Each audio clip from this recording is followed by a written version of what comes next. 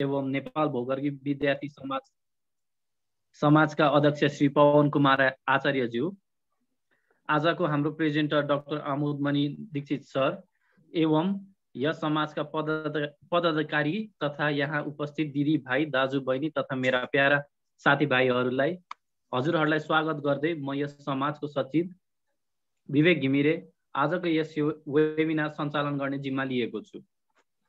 म यस कार्यक्रमको टेक्निकल सपोर्टको लागि Nepal research and education network NREN लाई धन्यवाद दिन चाहन्छु। हाम्रो अनुरोध स्वीकारी आजको यस वेबिनारमा आइदिनु भएकोमा डाक्टर अमोद मणि दीक्षित सरलाई स्वागत तथा सबैजनाको तर्फबाट धन्यवाद दिन चाहन्छु। डाक्टर अमोद मणि दीक्षित सरले आफ्नो PhD जापानको इहाइम युनिभर्सिटीबाट गर्नुभएको हो। उहाँले इन्जिनियरिङमा आफ्नो PhD गर्नुभएको छ। उहाँले रसियाको सेन्ट पिटर्सबर्ग युनिभर्सिटीबाट मिनरल एक्सप्लोरेसनमा MS गर्नुभएको हो। साथै उहाँले ब्याङ्ककको AITबाट MS इन इन्जिनियरिङ जियोलोजी पनि गर्नुभएको हो। उहाँ स्ट्यानफोर्डको ग्रेजुएट स्कुल अफ बिजनेसमा नन प्रफिट लिडरसिपमा प्रशिक्षित हुनुभएको थियो। उहाँको 47 वर्ष भएको व्यावसायिक सेवा जसमा ओभरल्यापिङ गरेर समावेश गर्दछ, जसमा 2 दशक उहाँ नेपाल सरकारसँग आबद्ध हुनुहुन्थ्यो र 10 वर्ष उहाँ प्राइभेट इन्जिनियरिङ कन्सल्टेन्सीमा डिरेक्टरको पदवादी पनि निर्वाह गर्नुभएको छ। 1994 मा स्थापना भएको सिभिल सोसाइटी अर्गनाइजेसन NSET-मा 25 वर्षदेखि एक्जिक्युटिभ डिरेक्टरको रूपमा आबद्ध हुनुहुन्थ्यो र अहिले उहाँ NSET-मा प्रेसिडेन्टको रूपमा आबद्ध हुनुहुन्छ। उहाँले इन्जिनियरिङ जियोलोजी र डिजास्टर रिस्क म्यानेजमेन्टका विषयहरू त्रिभुवन युनिभर्सिटी तथा काठमाडौँ युनिभर्सिटीमा पढाइसक्नु भएको छ।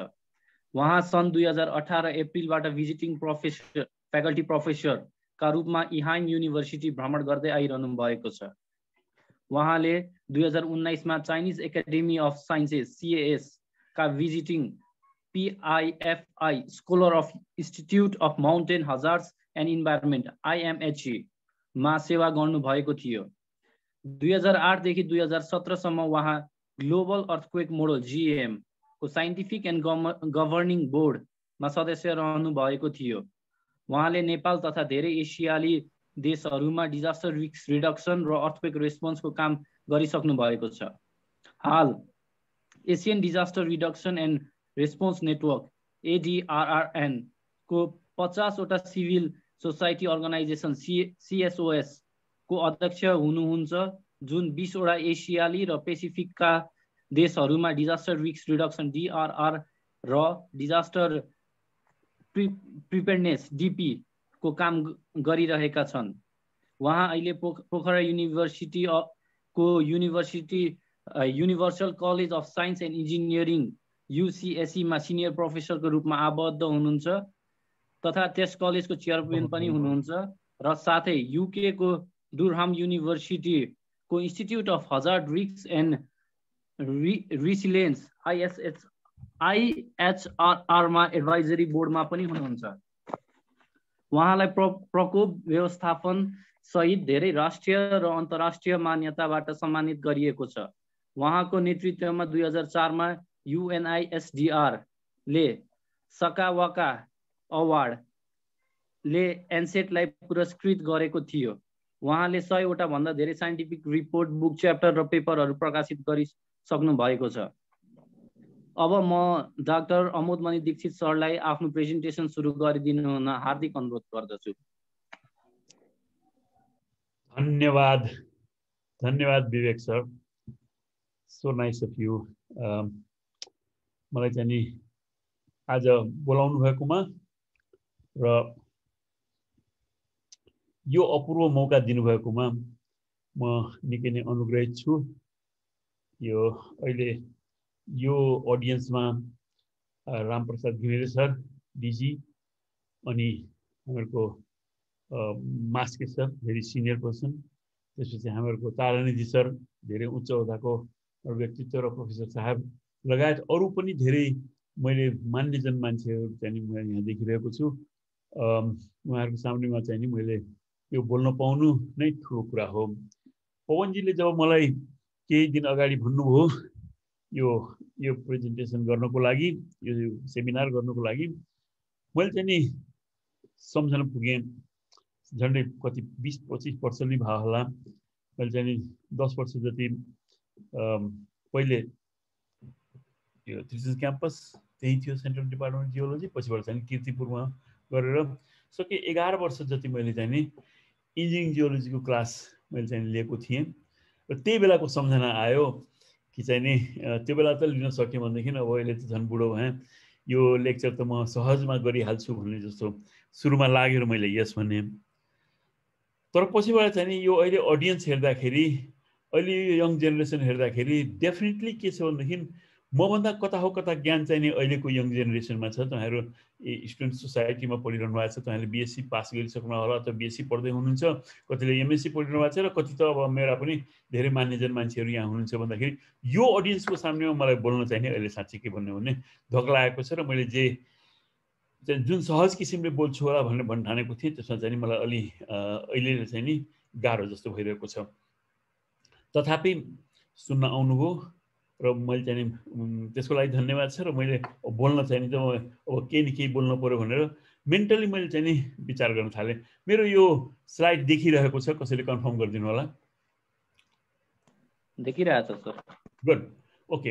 भन्दाखेरि मैले चाहिँ अब के बोल्ने भनेर भन्दाखेरि मैले 3टा चाहिँ नि के मेसेज दिन खोजेको हो, विशेष गरी यङ जेनेरेसनको हाम्रो भाइहरूलाई, साथीहरूलाई, जो कि मभन्दा पनि बढ्ता ज्ञानी हुन सक्नुहुन्छ।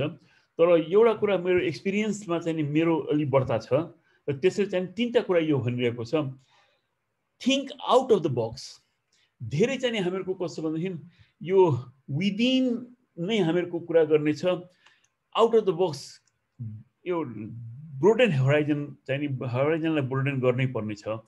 किनभनेदेखि यो अर्थ साइन्टिस्ट भनौँ अथवा जियोलोजिस्ट यस्तो प्राणी हो जसले कि चाहिँ नि यस्तो गर्दाखेरि चाहिँ नि एकपल्ट मिलियन्स अफ इयर्सदेखि लिएर अहिले चाहिँ नि यो चाहिँ नि रेडियो एक्टिभ हाफ लाइफ चाहिँ नि यो चाहिँ मिली सेकेन्डसम्म चाहिँ नि एकैछिनमा दिमागले चाहिँ नि विचरण गर्न सक्छ। र अर्को तर्फबाट चाहिँ नि एङ्स्ट्रमदेखि लिएर अथवा चाहिँ नि इन्टर एटमिक चाहिँ डिस्टेन्सदेखि लिएर चाहिँ नि लाइट इयरसम्म चाहिँ नि त्यो डिस्टेन्सको क्याटेगोरीमा चाहिँ नि सजिलै चाहिँ टाइम र डिस्टेन्समा नेभिगेट गर्न सक्छ।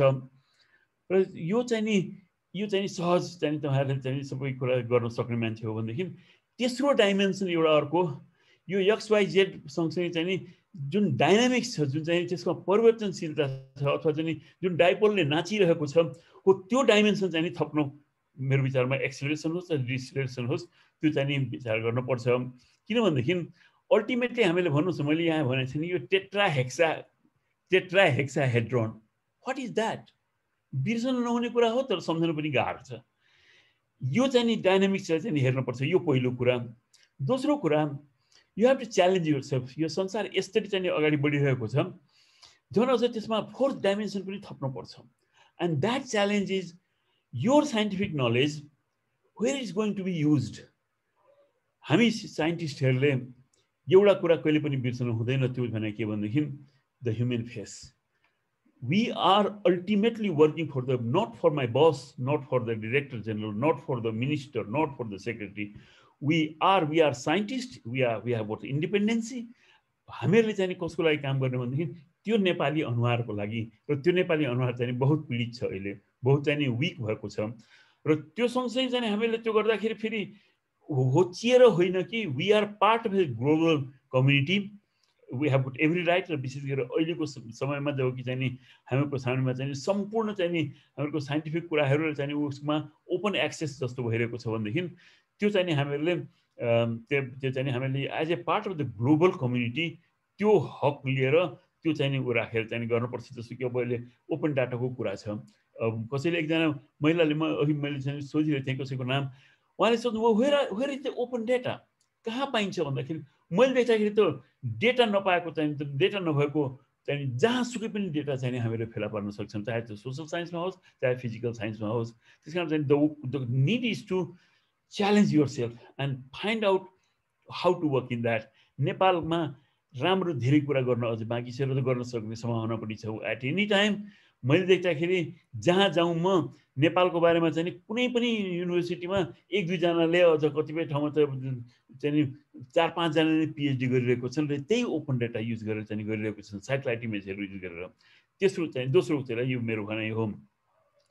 तेस्रो भनाइ पनि छ मेरो, मिनरल रिसोर्सेस छ। केही महिना अगाडि हाम्रो डिजी साहबले च्यालेन्ज दिएर भन्नुभएको थियो कि नेपालको मिनरल रिसोर्सेसले चाहिँ यहाँको अहिले जुन चाहिँ यो विदेशमा रहेका मान्छेहरूलाई चाहिँ जतिलाई चाहिँ रोजगार दिएको छन् विदेशीहरूले, त्यति रोजगारी त हामीले नेपालभित्र पनि दिन सक्छौँ त यदि हामीले राम्ररी उठायौँ भनेदेखि। किनभने मिनरल सेक्टरले त्यो दिन सक्छ र त्यसको बारेमा मलाई चाहिँ त्यो मेरो दिमाग चाहिँ एकदम खलबलियो त्यो सुन्दाखेरि चाहिँ ओहो यस्तो सम्भावना रहेछ भनेपछि। अनि कस्तो रहेछ भन्दाखेरि हामीहरूको दिमागमा मिनरल भन्दाखेरि सधैँ हामीहरूले चाहिँ सुन र चाहिँ हिरा र मोती र चाहिँ मोती त होइन मिनरल, खैर मिनरल हो तर चाहिँ खन्ने मिनरल होइन, तर चाहिँ रुबी र चाहिँ यस्ता कुराहरू पेट्रोलियम भन्ने कुरा छ। तर हामीले एउटा चाहिँ के बिर्स्यौँ भनेदेखि सिङ्गो नर्दर्न इन्डियालाई चाहिँ सप्लाई गर्ने हामीहरूको एटलिस्ट नेपालको बेल्टभन्दा तल चाहिँ नन मेटलिक डिपोजिट छ र त्यो पनि डिपोजिट भन्दा पनि बोल्डरहरू छ।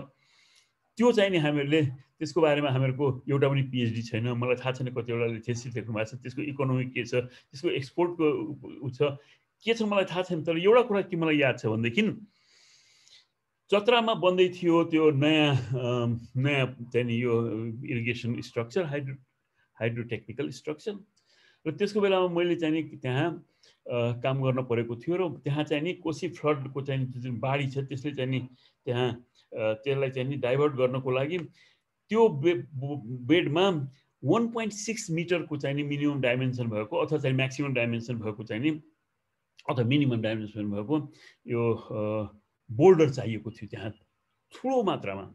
एन्ड टु एक्सप्लोर द्याट 40वटा जति चाहिँ नि त्यसकै नजिकै 40वटा जति चाहिँ ड्रिल होल गर्ने भन्ने चाहिँ नि त्यसमा थियो कुरा। 40वटा drill hole and it was you can imagine drilling चाहिँ नि एकदमै पनि महँगो पर्छ र त्यो 40वटा ड्रिल होल चाहिँ नि त्यो सँगसँगैको चाहिँ नि मिडल के अरे यो चाहिँ नि लोअर शिवालिकको त्यो क्लियर सिल्टमा चाहिँ नि 40वटा ड्रिल गरेर अनि त्यो पैसा चाहिँ ड्रिलिङको चाहिँ विदेशीहरू भएको हुनाले चाहिँ झन् त्यसको चाहिँ प्राइस एकदम हाइकअप थियो। आई वाज सरप्राइज र मैले चाहिँ नि यो फजुलको कुरा हो, यो चाहिँ 40वटा के एउटा पनि गर्नु हुँदैन भन्ने चाहिँ म अहिले तपाईँलाई चाहिँ दिन सक्छु कि चाहिँ हुँदैन भन्दाखेरि I was like a mad person. मलाई चाहिँ कसैले पनि सुनेन उसले चाहिँ नि र पछिबाट चाहिँ नि यसो हेर्दाखेरि एउटा जियोलोजिकल म्याप हेरेर जहाँ कि चाहिँ नि मिडल शिवालिकको एक्सपोजर छ त्यो चतरादेखि धरानको बिचमा, त्यसको खोलामा हरेक खोलामा चाहिँ हेर्दै जाँदाखेरि तपाईँको 2-3वटा खोलामा जहाँ माथि चाहिँ नि मिडल शिवालिकको चाहिँ त्यो म्यासिभ स्यान्डस्टोनको चाहिँ छ त्यहाँबाट झरेकाहरू कति चाहिन्छ तपाईँलाई त्यत्रो मात्रामा चाहिँ त्यहाँ थियो भन्दाखेरि यो इकोनोमी अफ बोल्डर्स यो कुरा चाहिँ मेरो दिमागमा आएको कुरा हेर्नुहोस् पवनजी, तपाईँले भन्दा साथ चाहिँ नि मैले चाहिँ जब चाहिँ डर लाग्यो त्यो बेलामा भने अब चाहिँ नि म के मेसेज चाहिँ नि अब अहिलेको यो 3टा बाहेक चाहिँ नि यो अलिकति फर्मल पनि म केमा बोल्नु भनेर भन्दाखेरि मैले यी सब कुराहरू लेखेको छु। अब I must tell you that मैले चाहिँ नि रिसर्च नगरेको धेरै भइसक्यो। म चाहिँ नि गोठाला जस्तो मान्छे भएको थिएँ। मैले चाहिँ नि एनसेटमा काम गरेको चाहिँ नि म आफैले रिसर्च गरेर मैले रिसर्चलाई चाहिँ प्रमोट गर्ने थियो। त्यस कारण मैले दुर्भाग्य भन्नु पऱ्यो कि गएको 25-30 वर्षदेखि मैले चाहिँ नि आफै रिसर्च गर्न चाहिँ नि पाइनँ।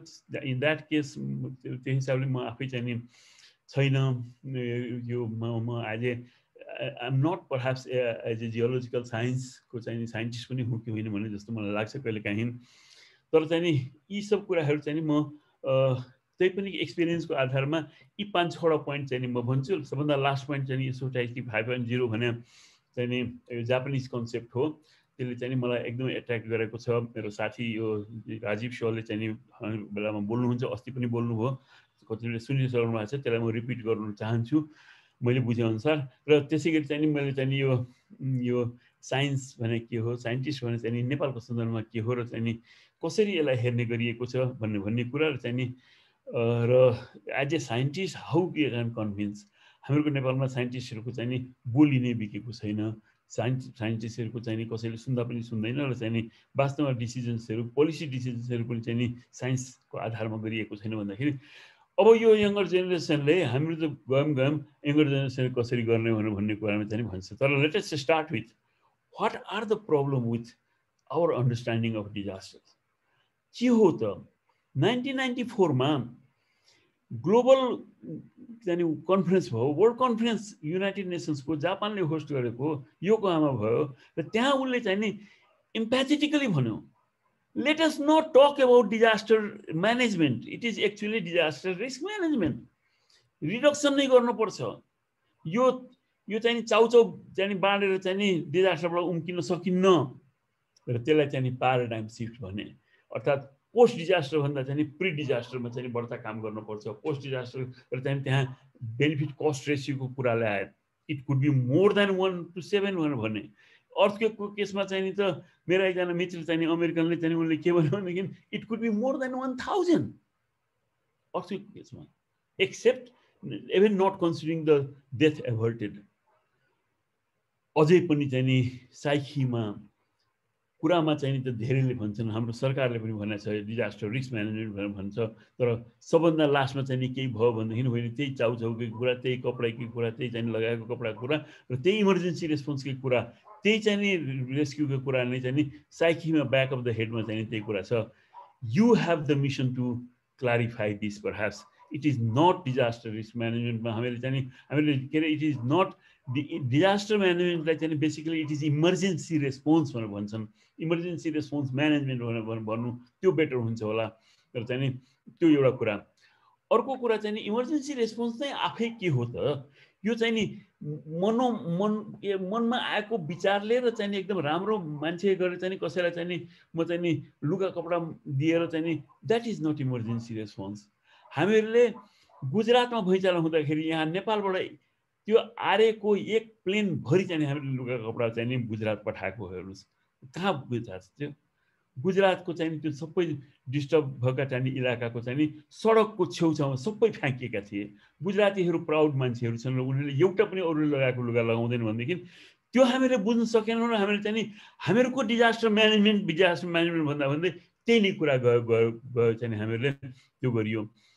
त्यो भुइँचालो पछि बरु एनसेटले 2 जना हाम्रा भक्तपुरका चाहिँ म्यासनहरू र एकजना हाम्रो चाहिँ नि एकजना सिभिल इन्जिनियरलाई चाहिँ त्यहाँ पठाउँदाखेरि आज गएर कसैलाई सोध्यो भनेदेखि इन्डियन चाहिँ हायरार्कीमा चाहिँ माथिकोलाई चाहिँ के कुरा सम्झनुहुन्छ उहाँहरूले?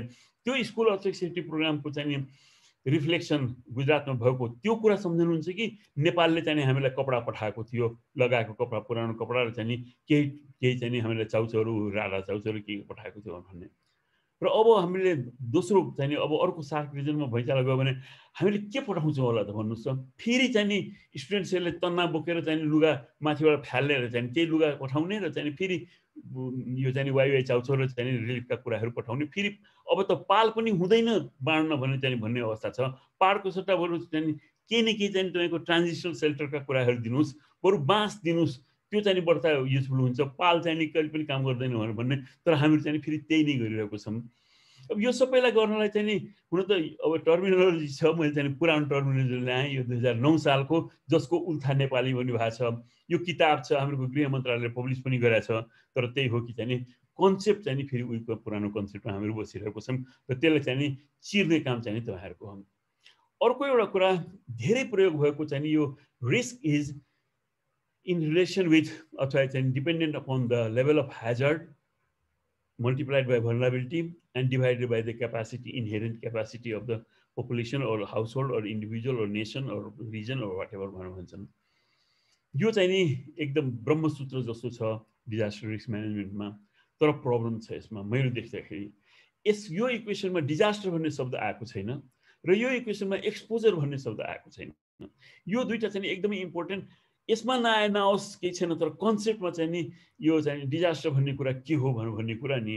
अब मैले चाहिँ नि अब मैले भने म चाहिँ रिसर्च त्यति साह्रो गरेको छैन, तर चाहिँ नि रिस्क र डिजास्टरमा के सम्बन्ध छ? रिस्क भने र डिजास्टर भने एउटै कुरा हो कि होइन? रिस्क भने चाहिँ नि loss of life and loss of money, यो चाहिँ तपाईँको रुपियाँको खर्च हो। डिजास्टर भने के हो त? इज इट अल्सो द लस of life and loss of this thing? Risk भने पोटेन्सियल हो, डिजास्टर भने चाहिँ रियलाइज गरेको रिस्क हो। मैले चाहिँ एकदम सिम्पलमा त्यो गर्छु। तर यो कहाँ हुन्छ भनेदेखि जतिसुकै ह्याजार्ड भए पनि एक्सपोजर भएको ठाउँमा हुन्छ र एक्सपोजर भन्नासाथ दुईटा कुरा गर्नुपर्छ।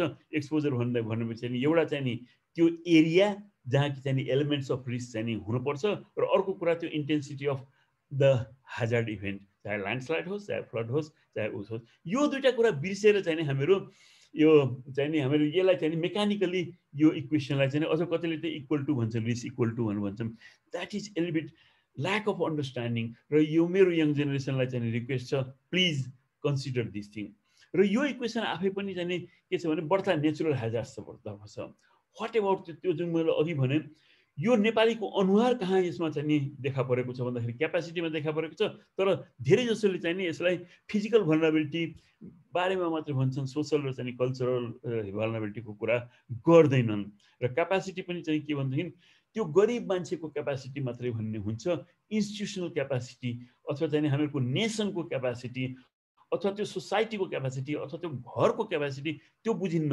के बुझिन्छ भनेदेखि धेरै जसोको साइकीमा यो चाहिँ नि त्यो एउटा गरिबलाई चाहिँ मैले गएर उद्धार गरिदिएँ मैले चाहिँ त्यसलाई चाहिँ मद्दत गरेँ भन्ने चाहिँ त्यो एउटा बेनेभोलेन्सीको रूपमा मात्रै बुझिन्छ साइन्सले त्यो कुरा बुझ्दैन साइन्स चाहिँ अब्जेक्टिभ हुनुपर्छ भन्ने त्यो मेरो चाहिँ प्रब्लम मैले देखेको यो प्रब्लमहरू त्यसमा देखेँ र अब अगाडि जाउँ अर्को कुरा बिल्डिङ कोडको बारेमा के हो त बिल्डिङ कोडको अनुसार घर बनायो भने त्यो घर भत्किँदैन what is a building code हामीहरूको धेरै जस्तो हामीहरूको चाहिँ जियोलोजिस्ट अथवा इन्जिनियरलाई सोद्धाखेरि बिल्डिङ कोड भने चाहिँ त्यो फर्मुला हो जुन फर्मुला अनुसार चाहिँ लोड डिजाइन गर्यो भनेदेखि त्यो चाहिँ नि त्यो घर चाहिँ नि बलियो हुन्छ र त्यसले चाहिँ नि भैँचालोको बेलामा अथवा फ्लड छ भने फ्लडको कोड छ भने फ्लड अथवा चाहिँ अरूको कोडमा चाहिँ त्यसमा हुन्छ भनेर भन्ने छ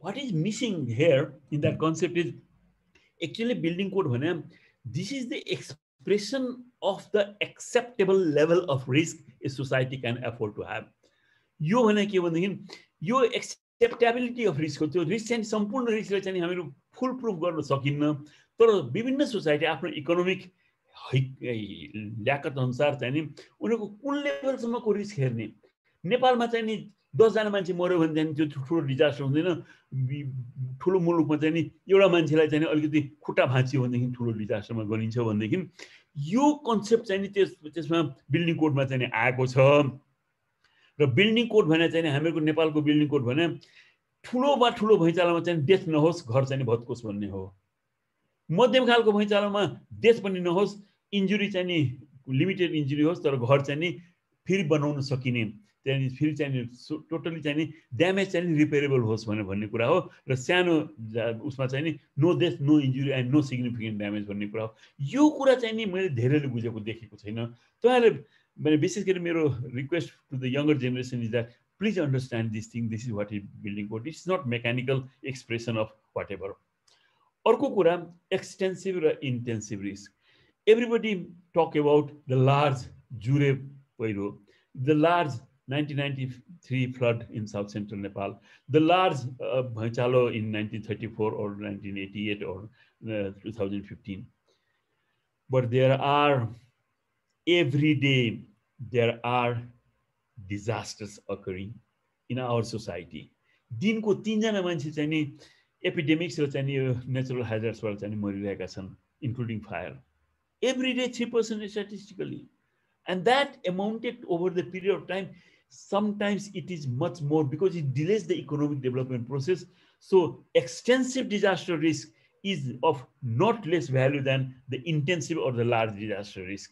यसको चाहिँ डिस्कोर्स छ इन्टेन्सिभ रिस्क भनेको चाहिँ यो चाहिँ high magnitude high intensity high impact risk हो which comes in a while and then it may not come यो चाहिँ अलिक ऊ हो ठुल्ठुलो ऊ मात्रै हो तर what every year Nepal loses about 0.8% of its GDP. र हरेक 5 वर्षमा चाहिँ नि the loss in GDP is 2.5%. And every 10 years it is something around 5% of GDP. And every 25 or 30 or this thing be large event, it is more than 33%. कहिले हो develop हुने नेपालमा यदि हामीहरूले यो एक्सटेन्सिभ रिस्कलाई चाहिँ नि ह्यान्डल गरेनौँ भनेदेखि र त्यहाँ पनि चाहिँ उही अल्टिमेटली हेर्नु पर्ने त्यही हाम्रो नेपालीको चाहिँ नि फेस हो जो कि चाहिँ नि एकदमै इकोनोमिकली चाहिँ नि विक छ कल्चरली चाहिँ नि धेरै स्ट्रङ छ हामीहरूको चाहिँ नि ऐतिहासिकता चाहिँ नि बेपत्ता धेरै छ हामीहरूको चाहिँ चाहे त्यो धार्मिक होस् चाहे चाहिँ गैर धार्मिक होस् चाहे चाहिँ हामीहरूको आर्टिस्टिक होस् त्यसमा चाहिँ हामीहरू धेरै रिच छौँ तर इकोनोमिकल चाहिँ अनफोर्चुनेटली हामीहरू हुन नपर्ने चाहिँ किसिमले चाहिँ हामीहरू गरिरहेको हुनाले यो कुरा चाहिँ विचार गर्नुपर्छ अब यो विचार गर्ने भन्दाखेरि चाहिँ तपाईँहरू साइन्टिस्ट हो मलाई एकजना मेरो चाहिँ सम्बन्धित नि मलाई चाहिँ सम्बन्धित पर्नेले उहाँले चाहिँ अस्ति भर्खर भेटघाट हुँदाखेरि अनि तपाईँ को हो भनेर भन्नुभयो मैले भने होइन म त एउटा साइन्टिस्ट हुँ भनेर भन्दाखेरि ओहो ए तपाईँ पनि साइन्टिस्ट नेपालीहरू पनि साइन्टिस्ट हुन्छन् समाजमा साइन्टिस्ट भनेको चाहिँ नि उही चाहिँ नि तपाईँको चाहिँ नि गोराई हुनुपर्छ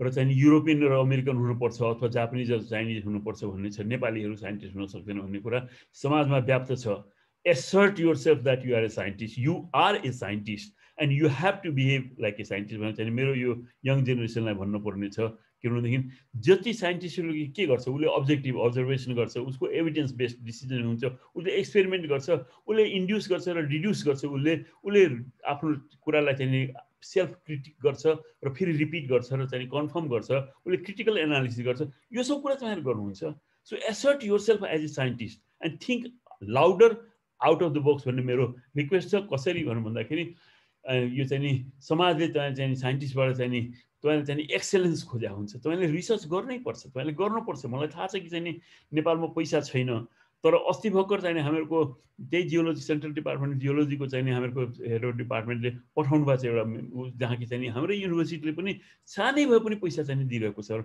र अहिले ओपन डाटाको सेल्समा चाहिँ कतिपय रिसर्च चाहिँ त्यो धेरै एक्सपेन्सिभ हुँदैन एथिक्सको कुरा छ इन्क्लुजनको कुरा छ अहिले बझाङको चाहिँ एकजना साइन्टिस्ट अथवा सुर्खेतको पवनजी अथवा चाहिँ त्यो काठमाडौँको चाहिँ एकदम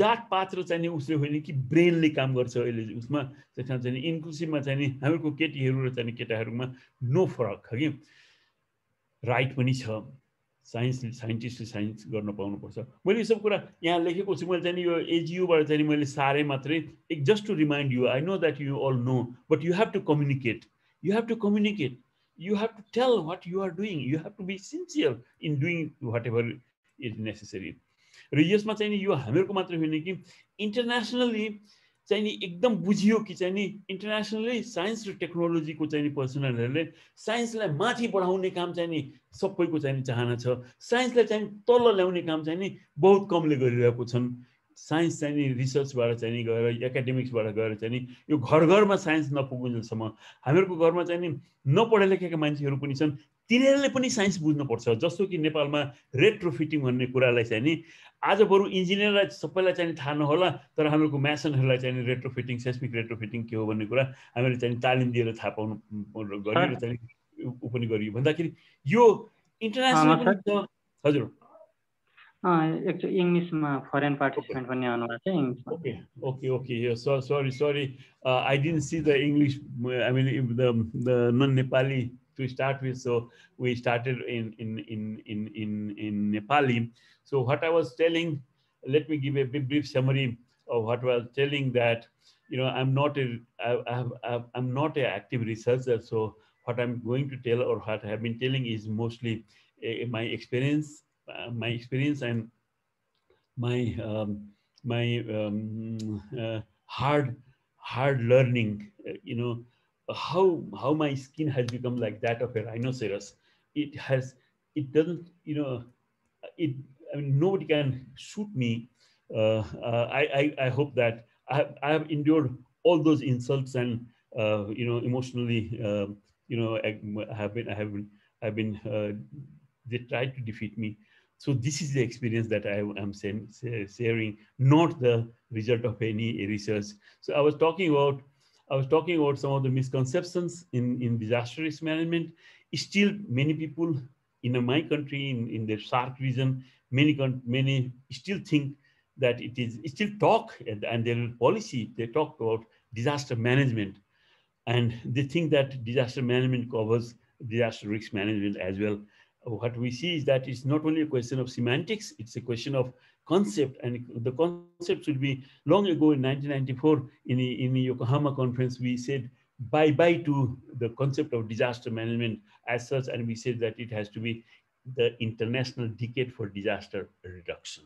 It has to be disaster reduction and not response as such, the mainstay. But the response is also not emotional, not your distribution of old clothes and the food, but also and the tarpaulin, but a well understood, what is your immediate shelter, what is your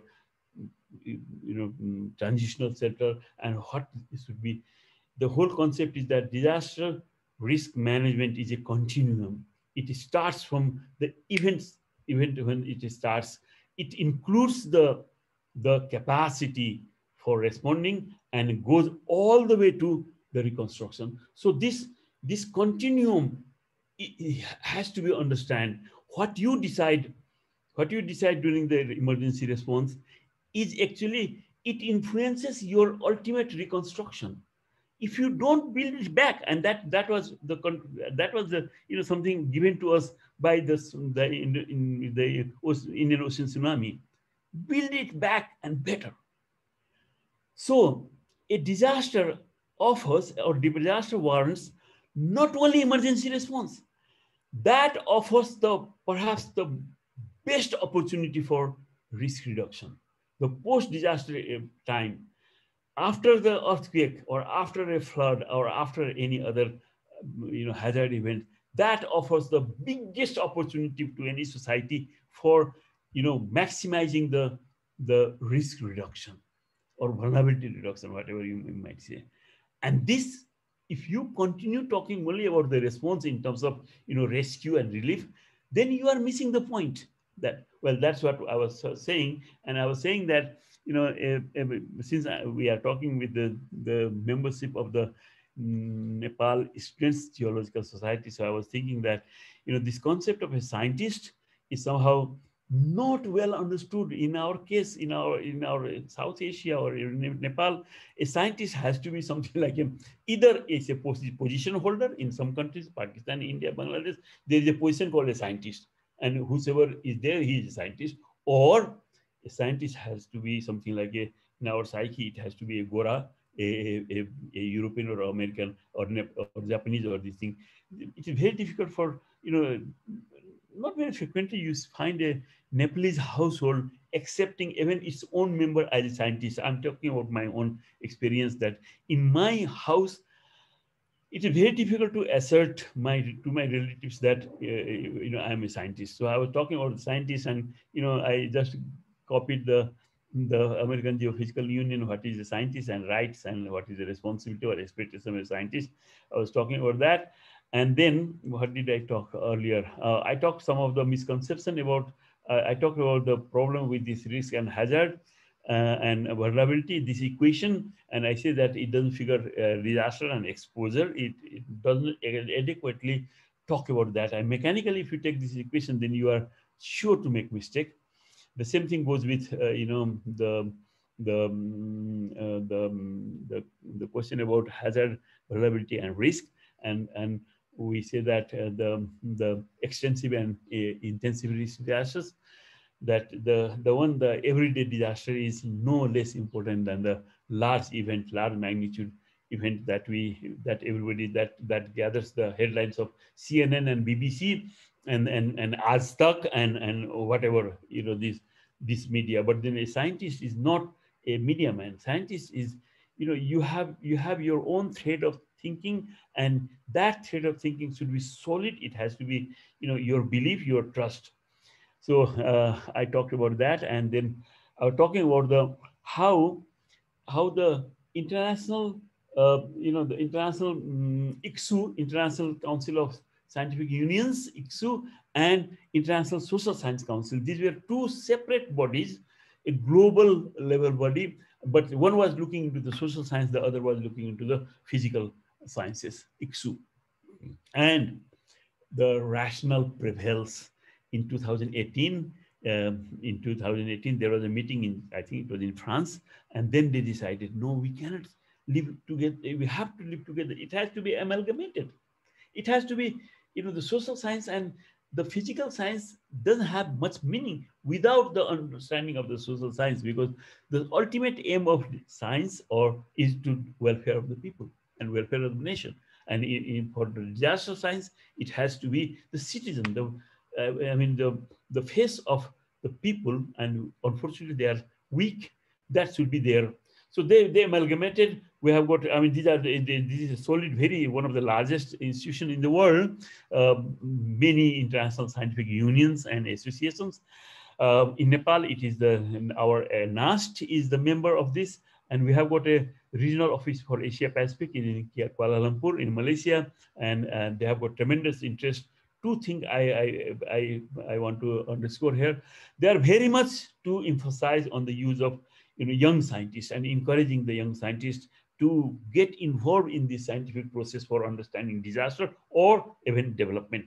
So that is what they do.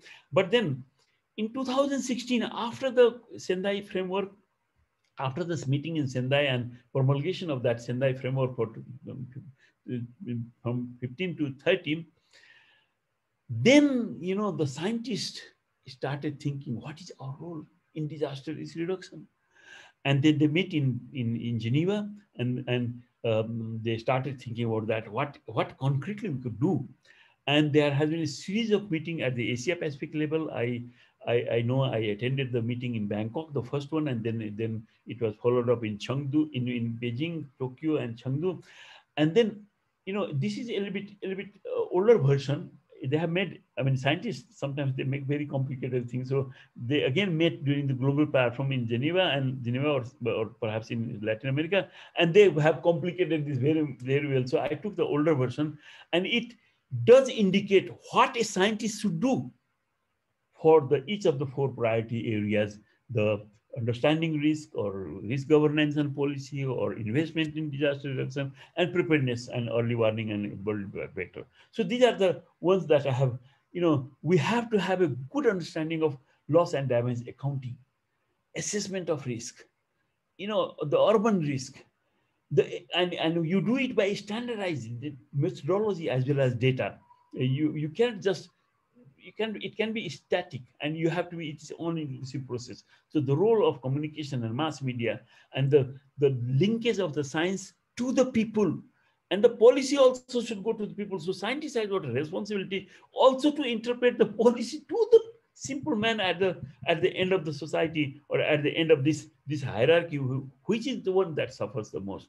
The 2015 earthquake told us that it is the weakest section of the society, the poorest people, who suffer the most, and who get even your chow chow, or your the used clothes also, they get the last. They are the last in this thing. So sometimes they say this is the last mile, but now, since last year, I hear that they are not the last mile. They should be considered at the first mile, the marginalized ones. So address them. Use of space technology, that opens up tremendous potentials for doing research, and one has to have this thing. But then how do you do that?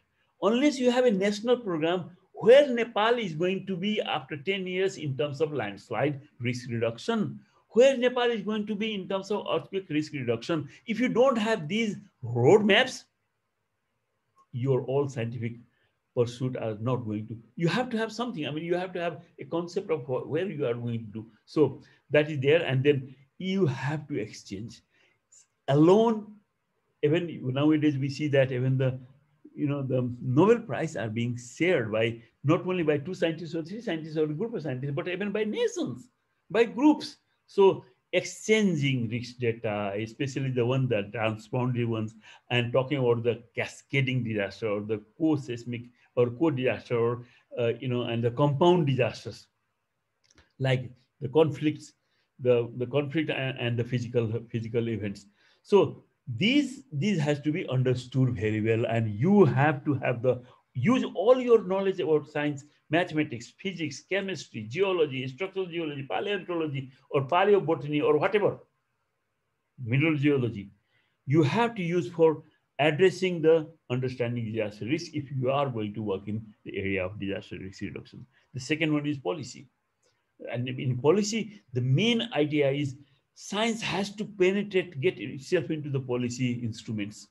There should be, there should be a science policy and practice network. It's not only the the laboratory talk with the ministers. The laboratory, you, the minister or the secretaries or whatever is the decision maker, our DG, then you have to have the third element, the people. And in between, you have to have the private sector, the multi-stakeholder participation. And you have to provide the science-based solution. The solution should be science-based. And we have seen during the COVID days that, it is better said than done. Is they keep on changing even the decision-making process at the highest level. This is pathetic. People are dying, but right from the very beginning, science was not being this thing. And when we talk about science, we are very much prone to, we geologist. The other one is mining engineer. The next one is civil engineer. The third one is physicist. And we don't talk to each other. So break this silo and talk to each other. Imagine that there is a big event, and imagine that there is a meeting called by the minister to tackle this thing. In that room, you find that there is not only geologists, there is not only even administrators, there are people who don't know an iota of geology. But then you have to contribute and convince them that yes, we have to collaborate and we have to work and it has to be multidisciplinary. We have to invite the private sector businesses to invest in disaster risk reduction policy. Similarly, the investment, especially of the weak economic country like Nepal, it has to be risk sensitive. यसै चाहिँ नि मनमा लागेर चाहिँ नि म चाहिँ नि यो गर्छु भने चाहिँ नि त्यो हुँदैन कि हामीले इन्भेस्ट गर्नै पर्छ. हामीले चाहिँ नि जिल्ला भन्ने चाहिँ हाम्रो युनिट हो भनेदेखि अथवा गाउँपालिका भन्ने युनिट हो, if the unit of governance is the gram palikas, then we have to think at that level, and you have to provide what input we are going to put there, and what is the use of your geological knowledge into making the life of that palika, safer than what it is now. So, and then the palika will now that the devolution of authority is there, they are for economic development, they are for industrialization, they are for tourism development, they are for hotel development, they are for energy development. So you have to find yourself in addressing the need for the people at the lowest level of governance or even at the national level. And in this, I see, and my biggest, I think that, and my conviction is that the young scientists, they are the ones who can navigate very quickly, and they can make friendship with people or their cohorts across the discipline. And I see that they are the one who realize about the gender, difference or gender equality in science. Science doesn't understand. And the fourth one, I want to keep some time for question and answer. And then, what I say that, see, in the risk reduction, one thing I wanted to say, we had in 2015 the earthquake, and the government, government took a responsibility of compensating, and this word compensating, for every house is damaged. You as a scientist, you are saying that if you understand the risk and if you implement the disaster risk reduction through the implementation of the building code, then the most likely your house is going to be strong. So theoretically, a house collapses because it doesn't respect the building code, because it doesn't implement the building code. And here you are rewarding those who didn't implement the building code and giving them 300,000 rupees for reconstruction, and sometimes think that, but then if the house is not damaged, because somebody implemented the building code, and you are totally indifferent to that, the system should be totally different. Theoretically, you have to reward those who made their house stronger. Perhaps I should have been the candidate for getting the 300,000. My house didn't get damaged. It didn't have even a small crack. If the truth is to be rewarded. But then my neighbor next door who didn't he didn't respect the building code, his house collapsed and he is getting reward from the government. So in the long run, how do you do that? The government will go bankrupt if it starts compensating everybody with 300,000. And now they are saying that it is not enough. And it is not enough. What do they do in other countries? They do through insurance. It is the insurance that levels I am paying the insurance of this house, and you know where it goes? Ultimately through London, from this lawyer's office, it goes to the coverage of that insurance in California. And my friend over there, he gets my money, my premium, and globally it is collected to compensate for his out, not the United States government.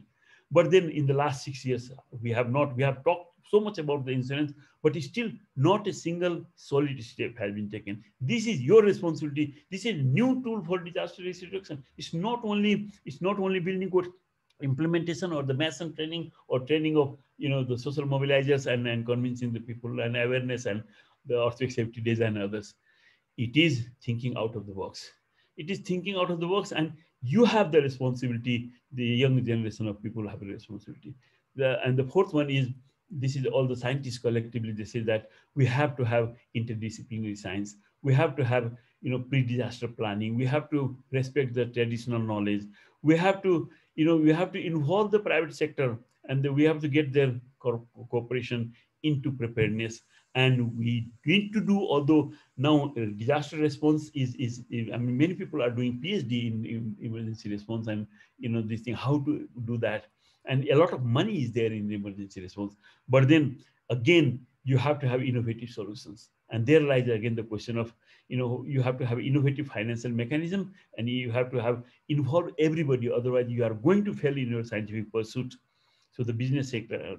So these are some of the 13, 14 points that the scientists sitting down together, exploring their own responsibility, what needs to be done for disaster risk reduction. And my job is to convey the same thing to you, because I was also part of this process or this discourse in the last 3, 4, 5 years. I mean, before Corona, 3 years before Corona, this has taken, or since 2016, let's say. Now, if you are convinced that you are a scientist, that you have a role to play in disaster risk reduction, and now that you know all the tools of disaster risk reduction, but still, let's go to what Aristotle, long ago, perhaps 3rd or 4th century BC, about now we are 2021, so about 2,300 years ago, or roughly, say today is Buddha Jayanti. So roughly about that time, what Aristotle said, if you want to convince, this is the rhetorics. If you want to convince, you have to consider these 4 things. I don't know if anybody here you have mastered this or you know this, then excuse me, I still want to talk something about. He talks about the ethos. He talks about the pathos. He talks about logos, and he talks about kairos. And ethos means when you are talking, then you have to be trustworthy. You have to be sincere. You have to have some certain credentials. Otherwise, nobody is going to listen to you. You have to develop this capacity together with logos. Logos is your science. Logos is your message. The logos is your data. Logos is your knowledge about science and your mathematics, your physics, your geology, your structure. This logos needs to be complemented or strengthened by your ethos. You have to be sincere. You have to have the credential. You don't talk nonsense, and you talk sense. That is ethos. That's your character. That's inbuilt into your this thing. But then, with this logic, ethos and logos and ethos, you have to understand the pathos. Pathos means it's emotion. The science needs to be conveyed emotionally so that people are attracted. You have to have empathy. If you want to say disaster reduction, then you have to have empathy towards those who are vulnerable. It is not your professional business only, or it is not your salary getting only. You have to have, you have to have pathos. Your heart should be in disaster risk reduction, and that should be reflected when you talk logos or when you express ethos. And then the last one is kairos. It is not Aristotle. It was added on later on. It means that you have to talk science in the right time, when it will be the most efficient, in the most efficient way. You cannot talk serious thing by joking, or you cannot say serious thing without that, appropriateness in your tone, in your behavior, in your body language, in your, you have to, you have to have, right time and in the right posture, you have to say. So this is Aristotle said, and these are the four, ways a scientist, and you are going to be in the society perhaps very soon, maybe after 1 or 2 years. So I talked about the disasters. I talked about disaster risk reduction. I talked about your role. I talked about the what the scientists have said, what is the expectation of the society from a scientist. And I talked about, citing Aristotle, I talked about what are the 4 different elements that you have to consider all the time. This is the ethos, your character; the pathos, your emotional attitude, your empathy towards the people; and then logos means your science. And the last one is that you have to talk appropriately at the appropriate time. So with this, perhaps my today's talk or sharing with you completes. But then I cannot I cannot let you go now without talking the last 2 slides. I used to be a communist. I used to be a Marxist, or rather, perhaps I'm still a Marxist. I would say, or at least a dialectical materialistic person. I'm still.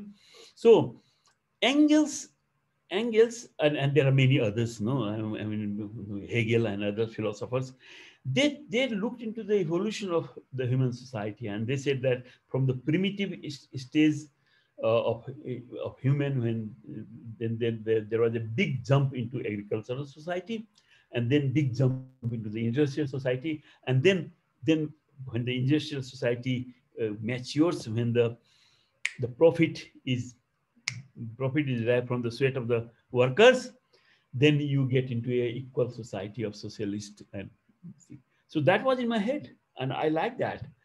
But I like this Japanese interpretation of what they call the 5.0. And in that doing, they say that the primitive or the hunting society, they said they don't say primitive, they say hunting society means relying on the fruits, kandamul, and कन्दमूल खाएर अथवा चाहिँ hunting गरेर चाहिँ नि यो अश्वमेध गरेर अथवा चाहिँ नि अरू त्यस्तो चाहिँ माछा खाएर.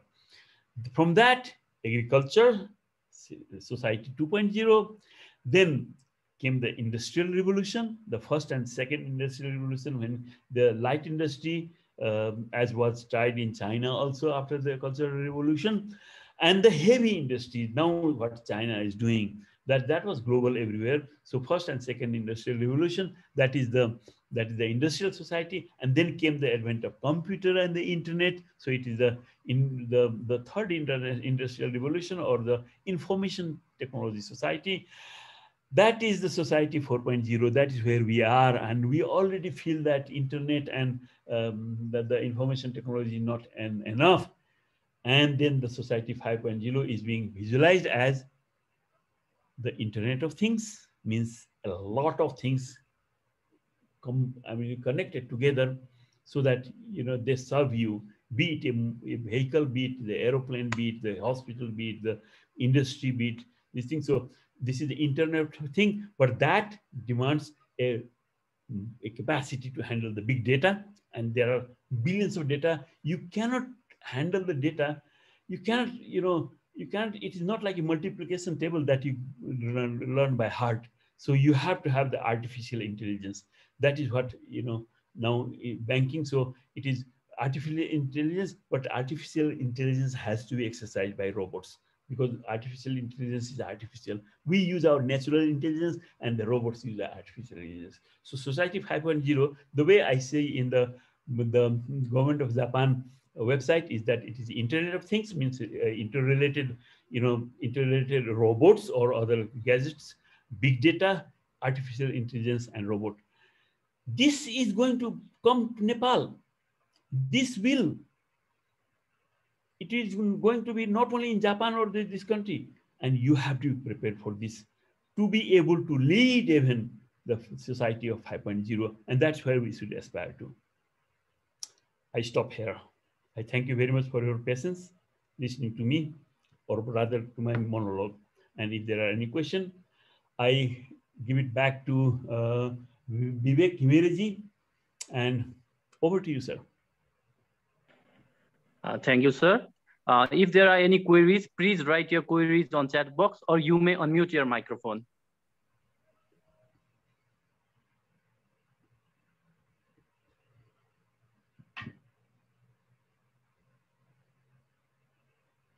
Sir, I think there are some questions on chat box. Can somebody read that? I'm looking at the faces actually. Okay. Oh, can somebody? Okay, let me see. Good evening. There is a UP Verma. Wish you all best of welfare in your conference. I'm also, since I see foreign participant. Okay, sir. I would like to, what steps have you or your department has made prior to earthquake 2015 at Pokhara? Despite sending message about impending earthquake arrival on 25th and 20th learning scale, do you have better organization techniques? If you can, you discuss it. Okay, I'll take that. Respected Umesh Burma sir, all of the queries will be addressed at the last session. Thank you, Amoji, for the nice talk. We have done so much for DIY science and these things, especially with the younger generation. Why scientists should involve with the government policy regarding compensation of DRR failure risk coverage? Why they should not put up better tool to save life and property by their research and innovative alert? Burma sir, I think the case of Nepal, early warning system is not possible to do by single scientist or by people, since warning system is a complex mechanism. We need, okay, this is on the early warning system for earthquake. Shiva Subedi, am I right? More than 70% of buildings are not earthquake resistant in Nepal, and I know NCT is working. Okay, that's on retrofitting is a good idea to reduce the earthquake. Okay, this is on retrofitting or any other reduce earthquake for enhancing building quality. Maybe it's a silly question. If someone applied a recent building code for building construction, what is the largest earthquake in magnitude that can resist by the building? Okay, just nice and informative presentation, sir. So it's from Jack. Now let me go the last one first. It's not a silly question at all, because many people ask this question. It is not the earthquake magnitude that the building is constructed for. You know, it is foolish to construct a building for any magnitude of earthquake. You can't say that a building can withstand a 9 magnitude or 8 magnitude, and let alone if you express magnitude in Richter scale. Magnitude in Richter scale, that was the past. Nowadays, magnitude is expressed as a measure of energy released in terms of, you know, the moment magnitude. And unfortunately, you don't make your building based upon the magnitude of the earthquake. You base your calculation or your building stronger based upon the level of shaking that building is going through. It's not the where the energy is dissipating. It is the energy that your building is going to endure. And that is called acceleration. That is called the local response. So, and that is measured not in terms of magnitude, but in terms of intensity. And usually globally, they say that if your building can survive, very figuratively speaking, the intensity 9 or MSK 9 level of shaking, that is what the building code is actually geared towards in a lighter sense. But on a stricter sense, a building code actually is a reflection of the acceptable level of risk a society can afford to. And this means that the building should be able, there should be any death in the building, even in the, you know, very, very rare earthquake, means a large earthquake, and for and building might damage or even collapse, but then there shouldn't be death. And the second criteria is that death should be averted, but the building, you know, should be reparable damage. That's the next level. And the third level is, you know, the no death, no damage, or damage, very few damage. So this is the aspect of building code, and not the building code. Even if you say, I'm telling you the truth, even if the 100% of any municipality, including that of Kathmandu, if you even 100% you comply with the building code, still there will be damage. So that is what acceptable level of safety that we have. It is not earthquake proofing. There is nothing called earthquake proofing. I think that I took that question. The second question was on the second question. Let me see, what was that? Okay. Second question was something around on retrofitting. Retrofitting. See, retrofitting has got a problem. Retrofitting is expensive. Retrofitting is, retrofitting is the last resort. You cannot. There are 6 million houses in Nepal. You cannot retrofit all the houses. See, the priority for retrofitting comes for the schools, The priority for retrofitting comes for the critical facilities. And that also we have not been able to do. There are 33,000 or 35,000 school buildings in Nepal. And we have retrofitted so far how many? Not even 1,000. So it's expensive. The better option is to have, build is stronger at the very first start. That should be our approach. So although for critical facilities like that of the telephony or the hospitals or the schools or municipal offices or water supply system, it has to be, there should be retrofitting. You have to be able to retrofit the houses. But then again, the question is, there should be a trade-off. If you retrofit, still it is not going to be as strong as a new, well-constructed house. Still, you are accepting a much lower level of risk. Much lower level of risk you are accepting, and that is the problem. So thinking that you can retrofit all the houses, that's I don't think that it has never worked anywhere. In California, and retrofit is a big problem. In California, they wanted to save their unreinforced masonry building, unreinforced masonry, because of the historicity that is involved, and they took more than 30 years to retrofit, and I don't think that it has been completed. So retrofitting has got a problem. I think that I should go for some other silly question. I answered that non-silly question.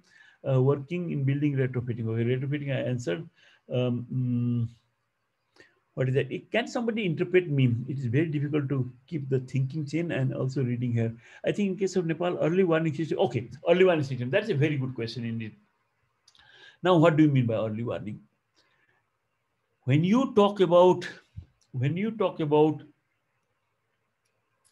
prediction, short-term prediction,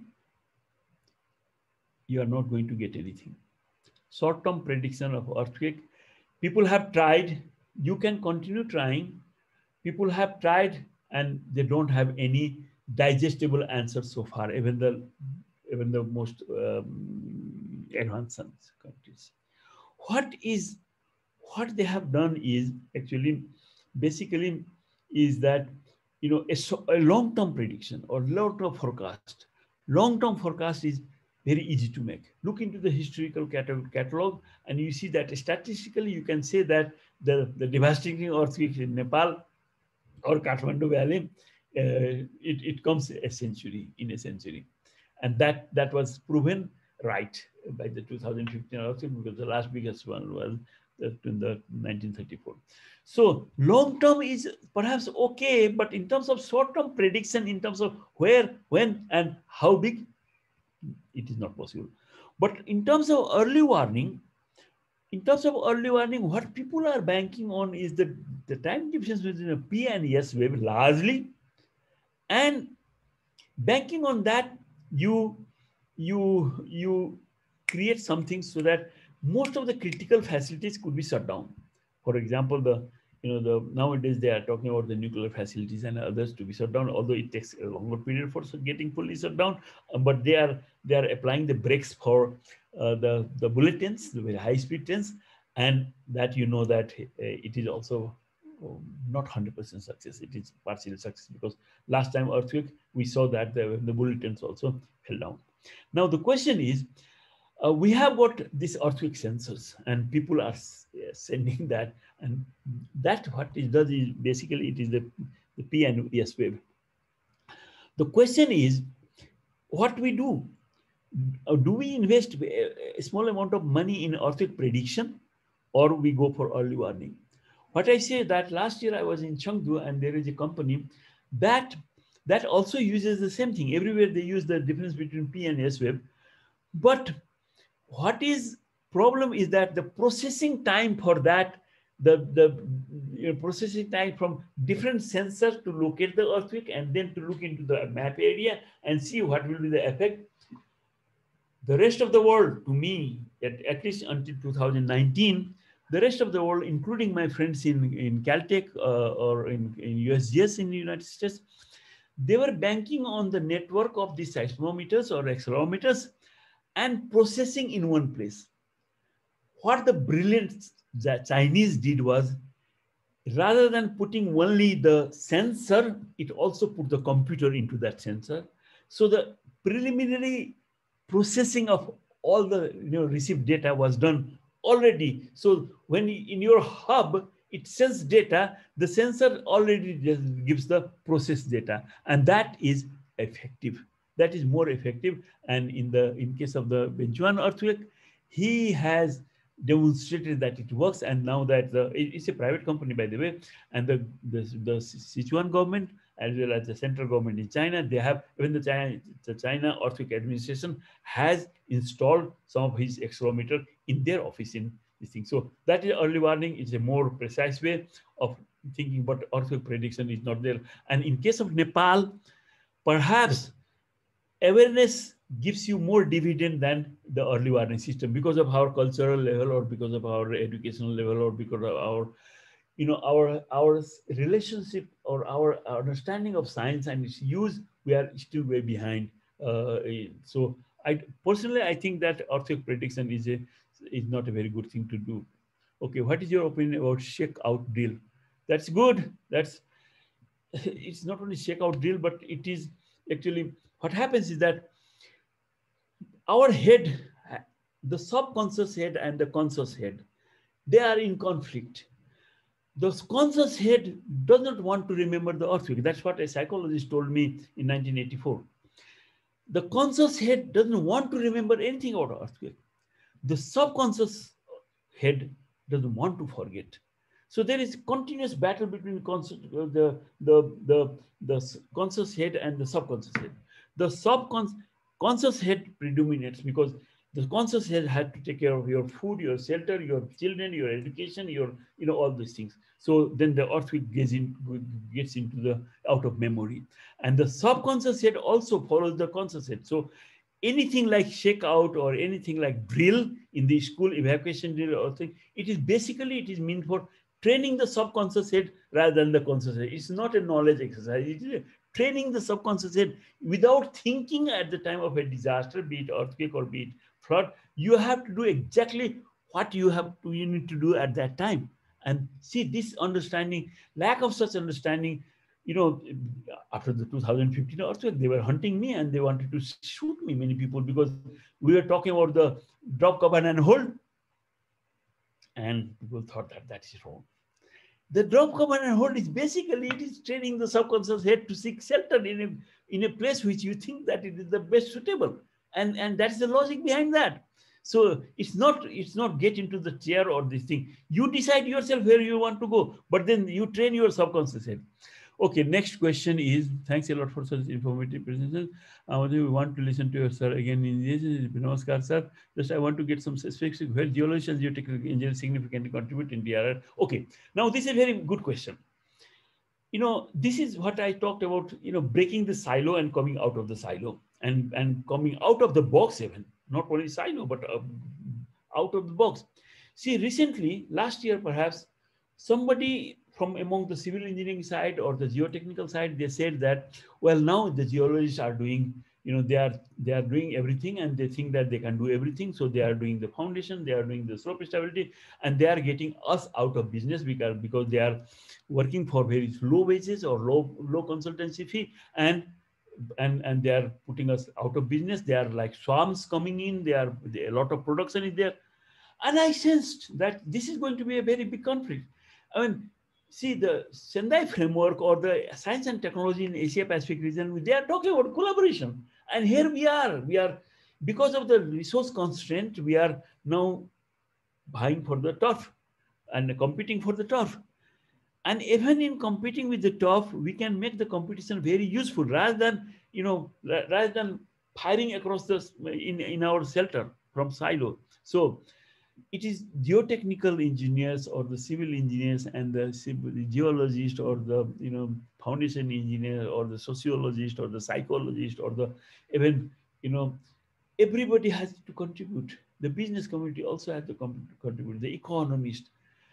But then we have to learn how to collaborate, and that's why in the leadership of our DMG or our president of Nepal Geological Society, the new series the new series of almost like a weekly seminar is taking place on the web, on the online, and the main motive of this online is to have this cross-disciplinary boundary, and then promote this collaboration, listen to each other, listen to the biologist, listen to the civil engineer, or to the geologist should listen to the civil engineer, and the civil engineer or geotechnical engineer should listen to the geologist. This dialogue is, that's what the Geological Society is doing. And I don't say that this is a panacea, but then without this also we cannot survive.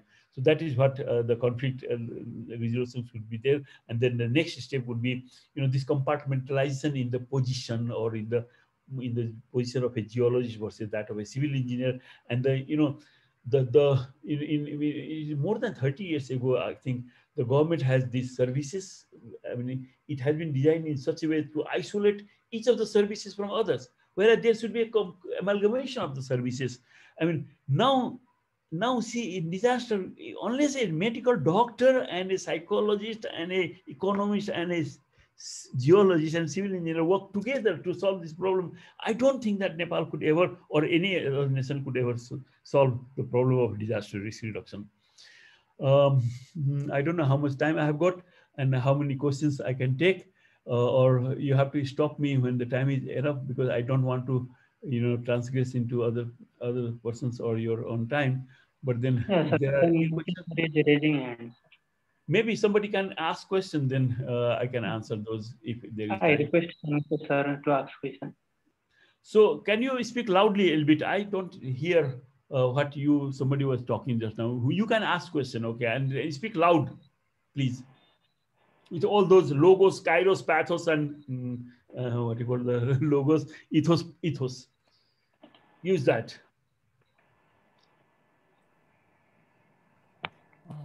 म एउटा question राखौं sir. को बोल्नु भएको पहिले identify गर्नु। अमर्त्य बोल्दैछु sir. को? सन्मुकेश अमर्त्य। सन्मुकेश जी, yes sure. एउटा अब यो यस्तो छ, मैले देखेको, मैले भोगेको, मेरो यो एरिया, म सानेपा बस्छु। सानेपा एरियामा जति पनि यो अहिले त हाई राइज बिल्डिङहरु बनिरहेछ, त्यसमा चाहिँ उनीहरुले के गर्छन् भने एउटा त फाउन्डेसन 4 फिट 5 फिट बनाउने, 6 तला बनाउने, त्यसको सोइल टेस्ट नगरिकन बनाउने। अर्को कुरा चाहिँ अहिले यो 72 सालको भूकम्पपछि गभर्नमेन्टले, सेन्ट्रल गभर्नमेन्टले घर बनाउँदाखेरि आफ्नो कम्पाउन्ड भन्दा घरको डिस्टेन्स चाहिँ 15 मिटर छ भने 2 मिटर छोड्नु पर्छ, त्यो भन्दा बढी छ भने 3 मिटर छोड्नु पर्छ, किनभने भूकम्प आउँदा माथिको प्याराफिट वालको मेटेरियलहरु खसेर आफ्नै कम्पाउन्डमा परोस्, अर्काको कम्पाउन्डमा नपरोस्, घाइते नहोस् भन्ने हिसाब चाहिँ हो, मापदण्ड चाहिँ गभर्नमेन्टले बनाएको छ। लोकल गभर्नमेन्ट भनेको चाहिँ नगरपालिका भयो, महानगरपालिका भए, त जति पनि घर बनाएको छ फटाफट चाहिँ त्यो अनुसार घर टाँसेरै बनाउने, आफ्नो जग्गा चाहिँ ठ्याक्कै टाँसेर बनाउने, स्पेस नछोड्ने, फायर हुँदाखेरि पनि त्यहाँबाट चाहिँ के स्पेस छैन, जानलाई ठाउँ छैन, त्यसरी टाइट गरेर चाहिँ घर बनाइरहेको अवस्था छ। त्यसलाई अब लोकल गभर्नमेन्टले मजाले नक्सा पास गर्ने, मोनिटर पनि त्यही अनुसार भइरहेछ। अब यस्तो कुरा हुँदाखेरि फेरि 72 सालको जस्तो भूकम्प आउँदाखेरि त अवश्यै चाहिँ त्यही प्याराफिट वाल माथि छ, हाई राइज बिल्डिङका माथिका टपका मेटेरियलहरु खसेर घाइते त हुन्छ नै। अब यो भन्दै पनि मान्छेहरुले चाहिँ गरिरहेछ, गभर्नमेन्टले, लोकल गभर्नमेन्टले चाहिँ नक्सा पास गरिरहेछ भन्दैको चाहिँ यसमा त सेल्फ अवेयरनेस, जबसम्म मान्छेहरुमा सेल्फ अवेयरनेस हुँदैन यो त भन्दै जाने भयो, कसैले मोनिटर पनि नगर्ने, पाराले गर्दै जाने भनेपछि यो त अब बढ्दै जाने भयो। यसलाई अब सेल्फ अवेयरनेस बढाउनलाई कसरी, कसले चाहिँ कन्ट्रोल गर्छ, कसले चाहिँ गाइड गर्ने हो पिपल्सहरुलाई, यो नभएसम्म चाहिँ मोस्ट प्रोबेबली यो चाहिँ बिल्डिङ बनाउँदै जाने र घाइते बन्दै जाने समस्याहरु देखिरहेछ। यसलाई चाहिँ सरको आइडिया के छ? Good question. It's a question. Let me reiterate the question. The question pertains to the implementation of planning bylaws and also the building code, and it pertains to the question specifically pertains to the high-rise buildings. The problem is that the high-rise buildings, means larger than 10-story or 6-story building or 20-story building, they are being constructed, but without respect to the planning bylaws, means the surface occupied by the building with respect to the height and others. That's the compliance to the whatever existing plan is there. It's a big problem, actually. If you look into our region, be it Gujarat or be it Pakistan, and also our Nepal, but we see that we don't understand very well the urban process, actually, and then we are also prone to not complying the codes. The economic price of the land, it has shot up very much. It's a very big problem, Sanmukesh, and I don't think that any solution is in the horizon very soon. What we can say is that, when the building code, Nepal building code was formulated in 1994, the tallest building in Nepal was that of this Nepal Airlines building at the mouth of the New Road. And that was something around 60-story building. So that was the ideal. The building code was invested. The building code still now, I don't think that it talks about the process as well as the materials standard for those high-rise buildings. To my knowledge, I'm not very well versed with the codes in India or in Bangladesh or others, but then that's what the case in Nepal is. And there are many more other problems.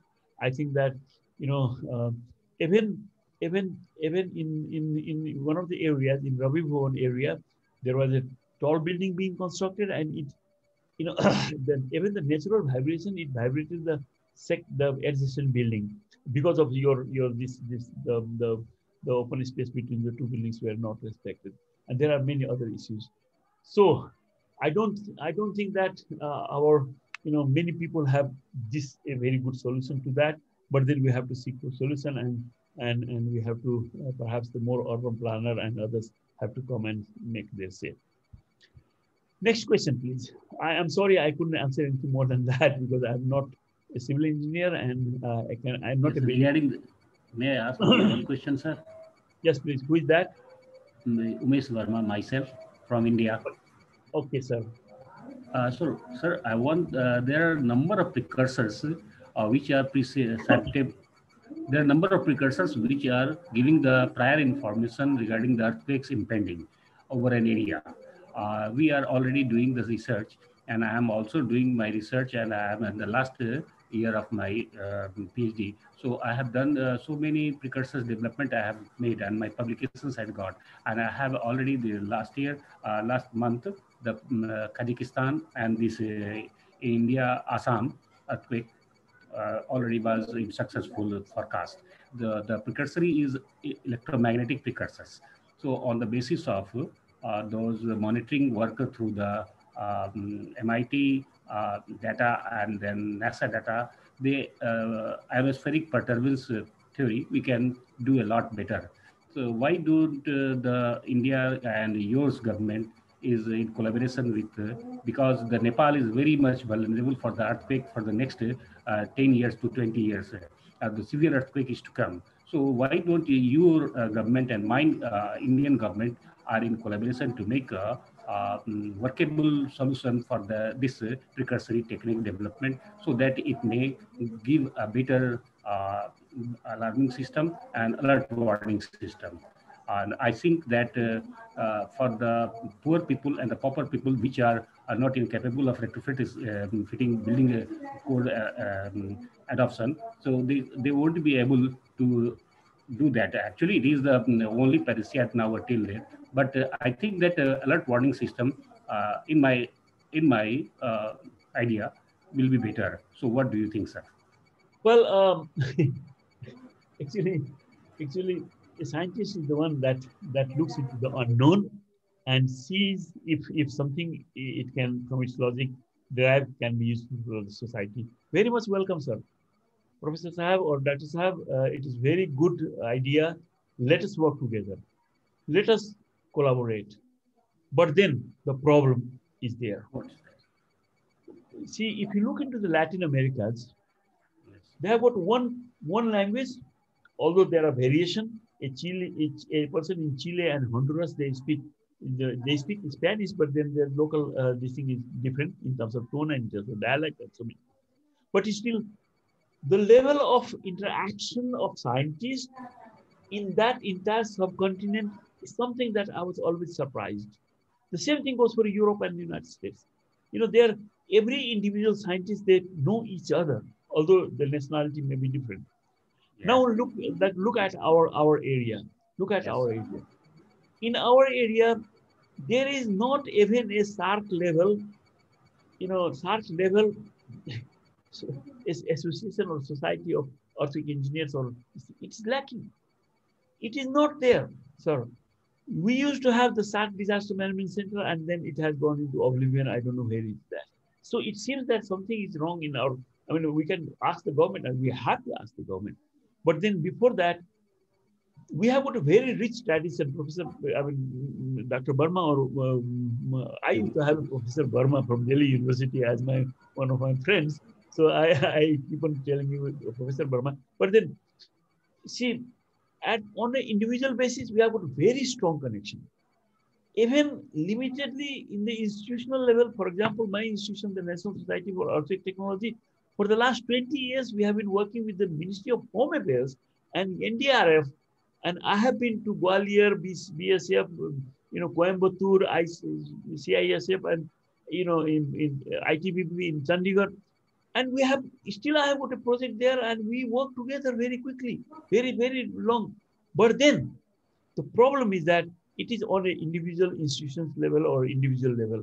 We don't have a mechanism for government to government collaboration, and it is not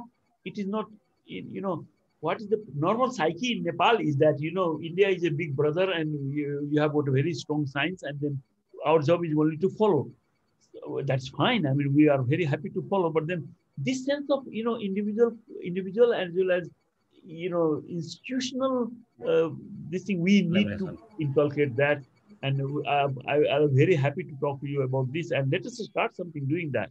I would say, and your effort is noteworthy.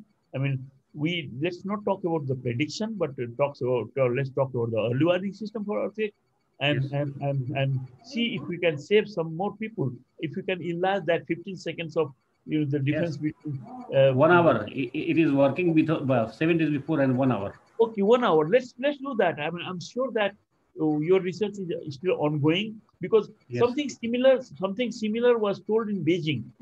There was a young scientist, and he told the audience that he has got all the science. He was also from India. He said that he has got all the science to predict everything.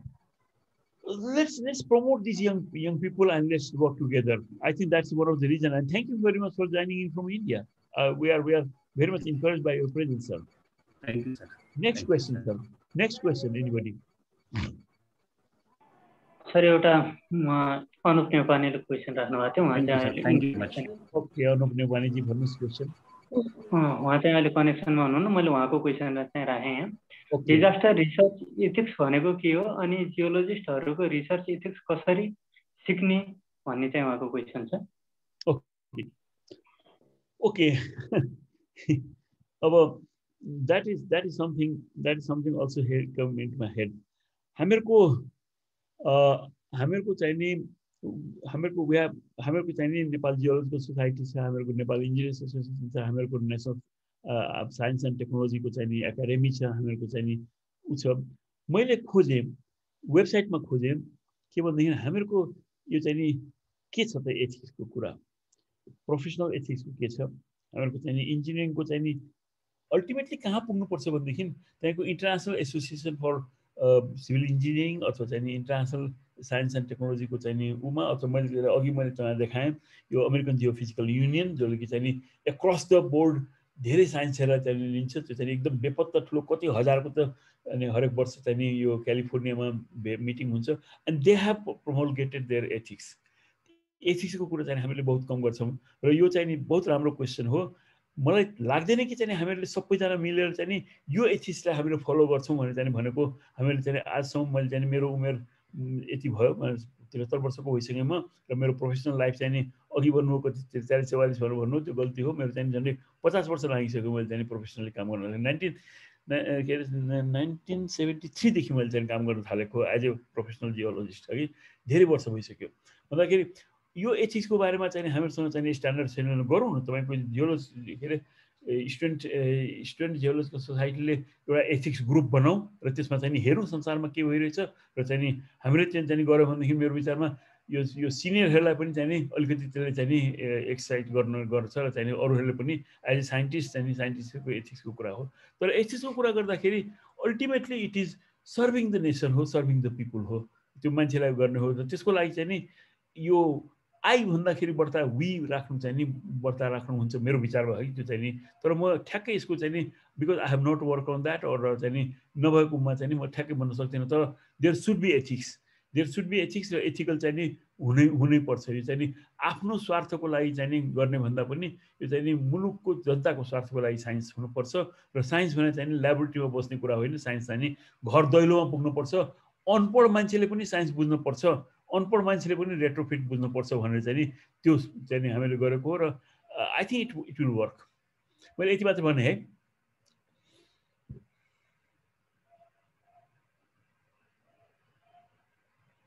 Okay, now I don't think there are any queries. Thank you very much, Dr. Dixit, sir. And at last, I would like to request President of NGSS, Mr. Pawan Kumar Acharya, to say a few words and end this webinar.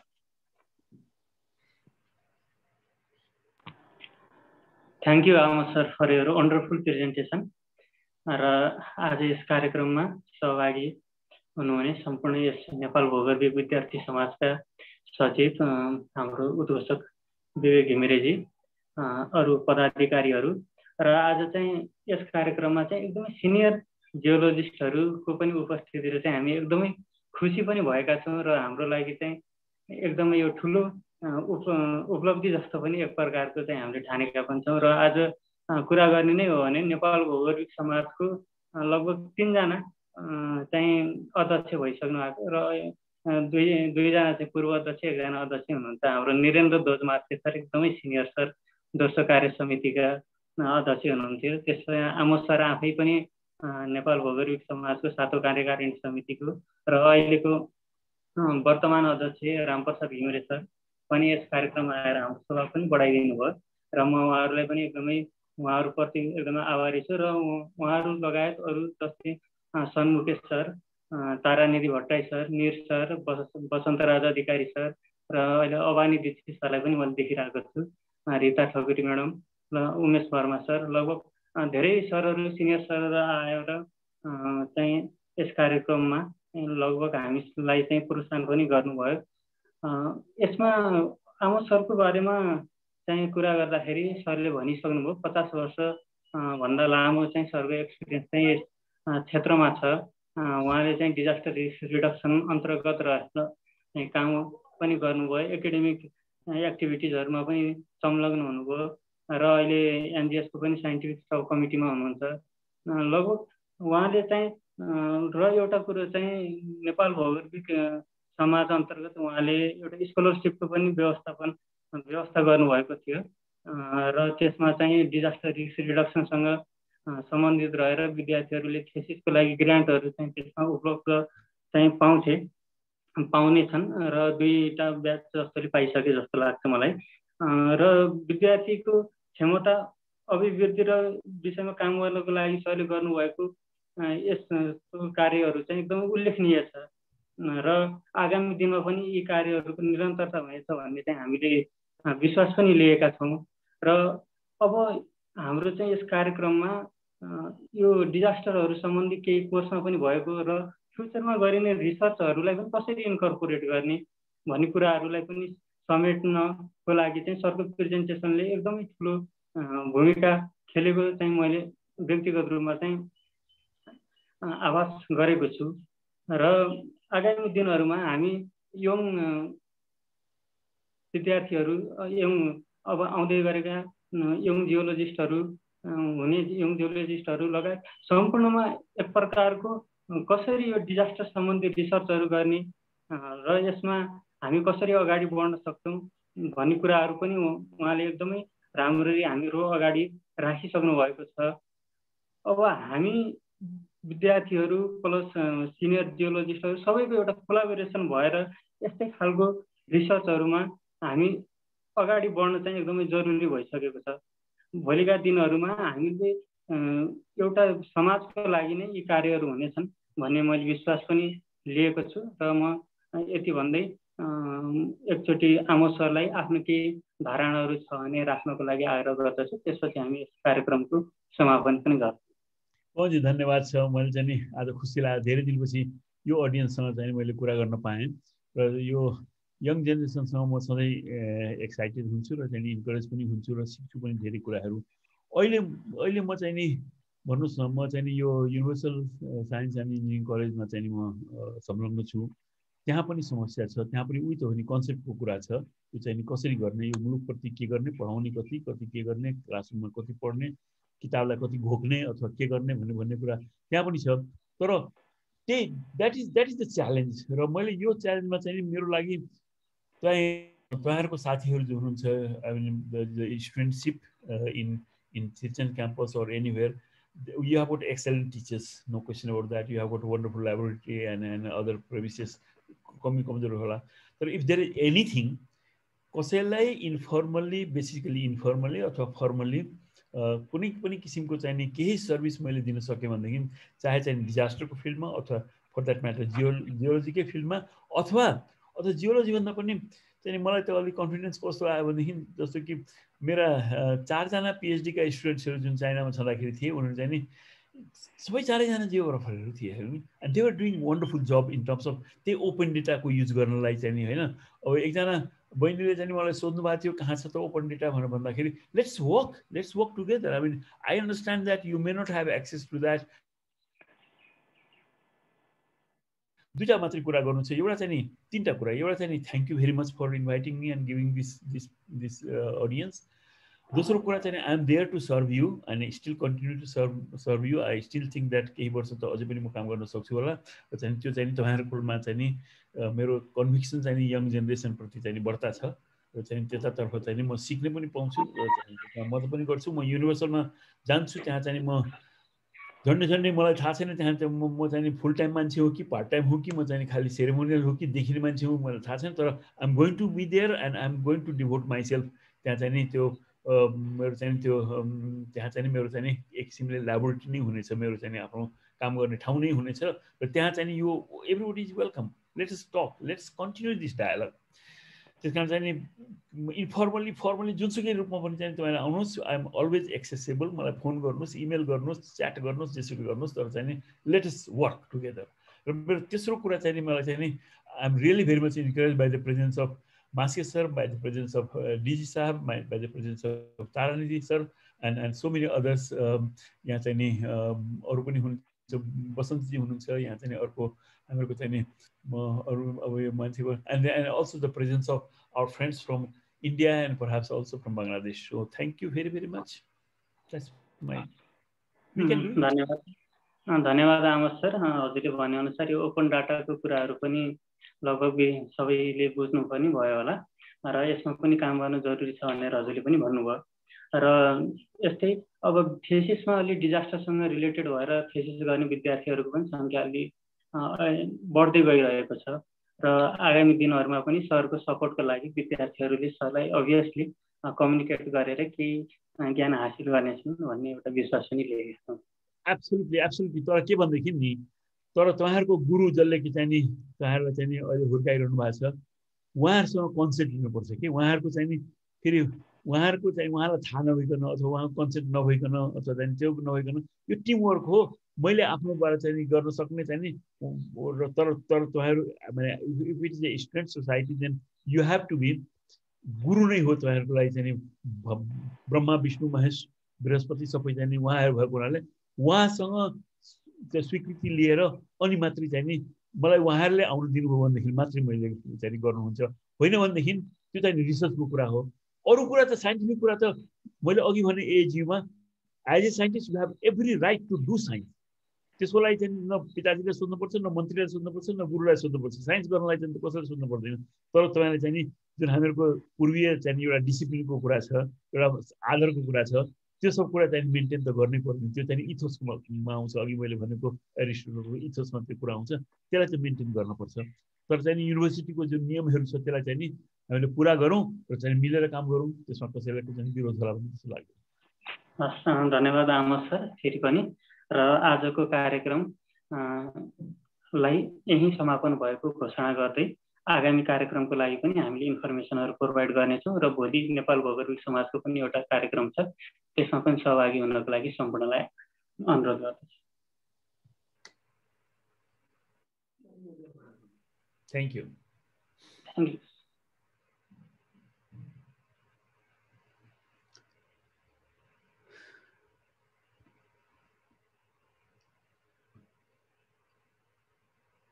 अझै 49 जना 40 जना बसिरहनु भएको छ। Okay, of गरिदिनु हो। 40 जना। So good bye, nice to see everybody.